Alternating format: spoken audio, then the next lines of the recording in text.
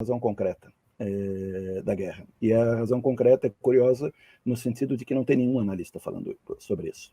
Porque existe um mal hoje que ocupa boa parte da análise política, e boa parte da análise política da maior parte da esquerda brasileira, que é fazer análise do ponto de vista, é a moda do momento, tudo como do ponto de vista da geopolítica. Como se a gente estivesse na frente de um imenso, o mundo fosse um imenso tabuleiro de xadrez, onde alguns atores ali, o Biden de um lado, o Putin de outro, cada um mexe suas pecinhas. Como se tivesse todo mundo num tabuleiro de war ali jogando, né?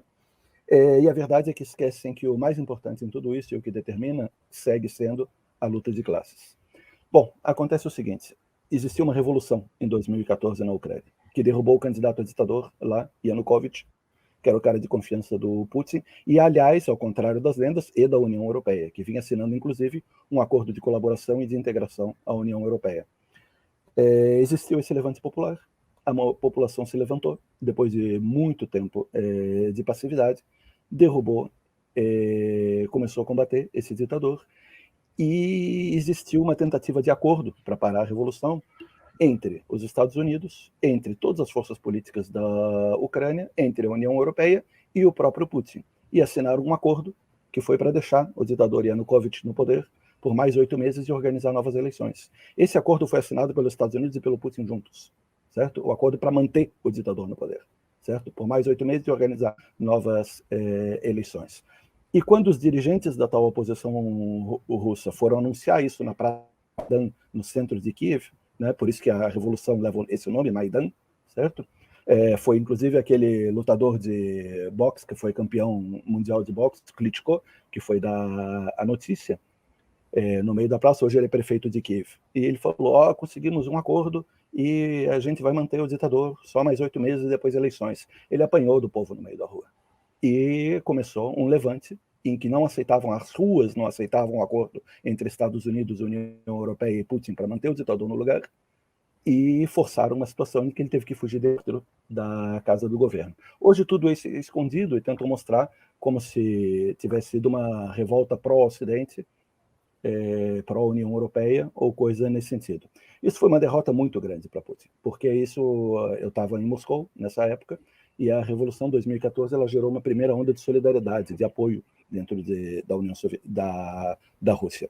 Putin sentiu o perigo, porque isso significava o risco de estender essa onda de protestos. Um ano antes já tinham ocorrido grandes protestos contra o governo Putin, e por isso ele reage com muita agressividade,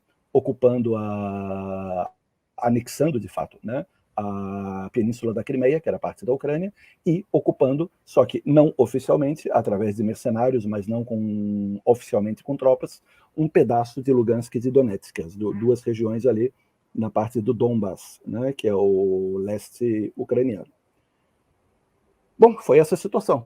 Tomou um pedaço da Ucrânia para tentar parar a revolução lá. Com isso, com a incorporação da Crimeia, ele gera uma grande onda de apoio a ele, patriótico, dentro da Rússia, certo? Só que isso gerou uma contradição muito grande, porque não era o plano dele realizar isso de início, e ele teve que fazer isso pelo risco que estava colocado pela revolução, de chegar até Moscou.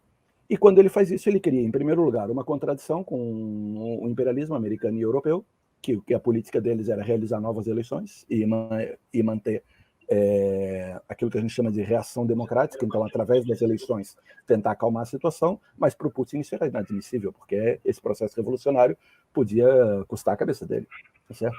No futuro próximo. Então, ele vai para o enfrentamento para tentar esmagar a revolução ucraniana à força. Com isso, ele tem que improvisar. Ele é obrigado a ocupar um pedaço do país e criar uma crise com toda a União Europeia e os Estados Unidos.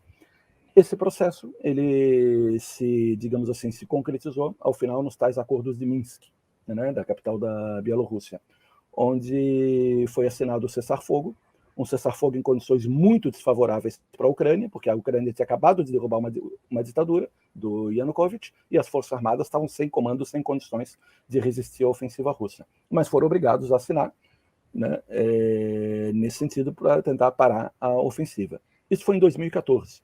De lá para cá, a situação mudou muito. A Ucrânia se reorganizou, a revolução ganhou um apoio de massas dentro do país. Hoje, praticamente, não existe dentro da Ucrânia gente que se coloque, digamos assim, a favor contra o processo revolucionário que teve e dizendo que ao leste da Ucrânia, ou pelo menos a Ucrânia toda, ou o leste da Ucrânia, tenha que se unir à Rússia, reorganizou suas forças armadas e, ao mesmo tempo, esses dois territórios ocupados, que eles chamam de as repúblicas de Donetsk e Lugansk, vivem uma crise gigantesca. Metade da população saiu de lá, fugiu dessas regiões, certo? E a Rússia tinha que ficar sustentando isso por fora, extraoficialmente, porque oficialmente a Rússia nunca admitiu a sua presença militar nessas duas regiões.